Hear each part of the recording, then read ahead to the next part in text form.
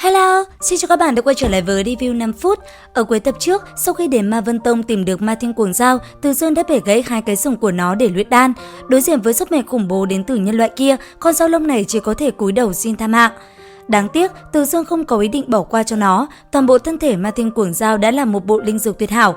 Tỉ như, ngay trước mặt Từ Dương đây có mấy sợi râu Ma Thiên Cuồng Dao cũng có thể làm thành dây thừng, hoặc có thể phối thêm với một vài loại linh dược khác để luyện chế thành ngần đan. Ma Thiên Cuồng Dao có chút kinh hoàng, vừa rồi Từ Dương mới đạp cho nó 2 cước đã làm cho nó bắt đầu hoài nghi nhân sinh. Mặc dù chiến lược của nó không sánh được bằng nhân loại, nhưng mà nó cũng biết nó đánh không lại tên quái vật này. Bởi vậy, nó lần nữa hướng Từ Dương đàm phán. Nếu ngươi có thể biến ta thành hỏa long, ta nguyện nhất định sẽ làm tọa kỵ cho ngươi. Từ Dương cười khẩy, đã là lúc nào rồi còn dám ra điều kiện với hắn. So với việc Ma Thiên Cuồng Dao trở thành thú cưỡi, hắn vẫn hứng thú với việc luyện đan hơn. Nghĩ tới thân thể khổng lồ của mình sẽ bị phân thây đem đi luyện đan, Ma Thiên Cuồng Dao khổ sở cầu khấn, đứng trước sinh tử, nó căn bản chẳng thèm để ý đến mặt mũi nữa rồi. Phương Ẩn dẫn theo mấy trưởng lão vừa đến nơi đã nghe được thanh âm khẩn thiết của ma thú bán bộ động thiên thì cũng toát mồ hôi hột. Hắn ta cảm thấy nếu tâm tình Từ Dương không tốt, xử lý xong con dao lông kia sẽ tính sổ với toàn bộ Ma Vân Tông. Phía xa, Ma Thiên Cuồng Dao hao khép miệng lưỡi, dùng cái đầu không mấy vinh quang của nó để suy nghĩ ra vô số lý do không nên lấy mạng nó đều bị Từ Dương từ chối. Đến nước này thì nó chỉ có thể liều mạng đồng quy vu tận với Từ Dương mà thôi. Lấy cơ thể Ma Thiên Cuồng Dao làm trung tâm, linh khí bắt đầu xoay tròn, rồi dần dần trở thành một cái vòi rồng cực lớn. Từ Dương cau mày, ngón trỏ vừa động, thân thể khổng lồ của Ma Thiên Cuồng Dao vừa biến lớn lập tức bị trở về trạng thái ban đầu.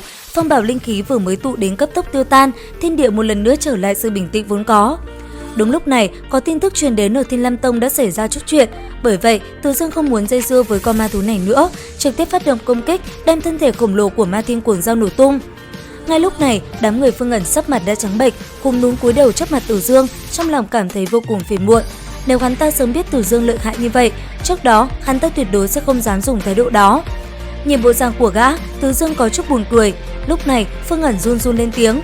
Đại nhân, vừa nãy có chỗ mạo phạm, mong rằng đại nhân thứ tội. Ta có thể không truy cứu, nhưng mà ta muốn tới thương khố của các ngươi một chuyến, chắc là không có vấn đề đúng không?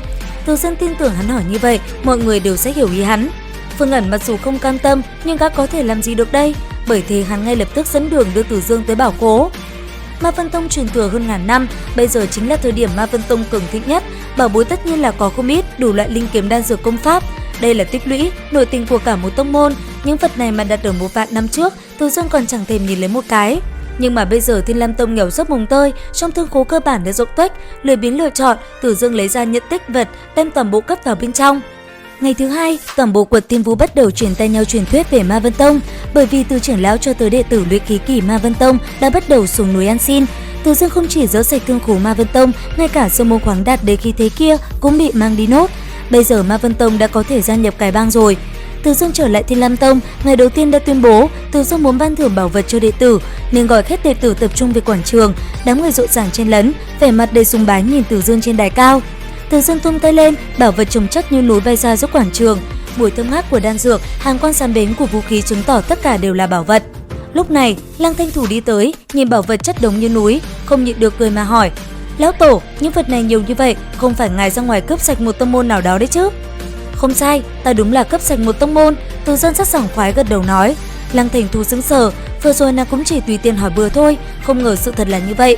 Rất nhanh, Từ Dương cùng với Lăng Thanh Thủ đi ra phía sau sơn môn vốn đã đổ nát. Sau khi đi tới trước sơn môn Thiên Lam Tông, Từ Dương nhổ bay cái sơn môn cũ lên rồi dứt khoát ném đi, sau đó đặt sơn môn Ma Vân Tông vào vị trí đó. Lăng Thanh Thủ nhìn Từ Dương với vẻ mặt quái dị, nếu như nàng không hiểu sai, vậy thì Từ lão tổ đã ra bên ngoài đang hẳn một cái sơn môn về. Sau khi khắc lên kiếm ý ở 3 chữ Thiên Lam Tông, Từ Dương vô cùng hài lòng. Lăng Thanh Thủ nhìn sơ một chút, liền cảm thấy sợ hãi. Từ Dương nở nụ cười giải thích, chữ này đã được ta thêm vào phép tắc thiên địa, mang cả sát ý. Người nhìn bình thường thì không sao, nhưng mà nếu có kẻ mang sát ý với Thiên Lam Tông, nhìn vào chữ này, tâm thần sẽ phải chịu ảnh hưởng nghiêm trọng. Lăng Thanh Thủ nghe vậy thì nhìn Từ Dương với ánh mắt càng thêm sùng bái. Lúc này, nàng cảm thấy lão tổ nhà mình thực sự không gì không làm được. Đến đây thì cũng hết tập 21 luyện khí 10 vạn năm. Xin chào và hẹn gặp lại các bạn ở những video tiếp theo.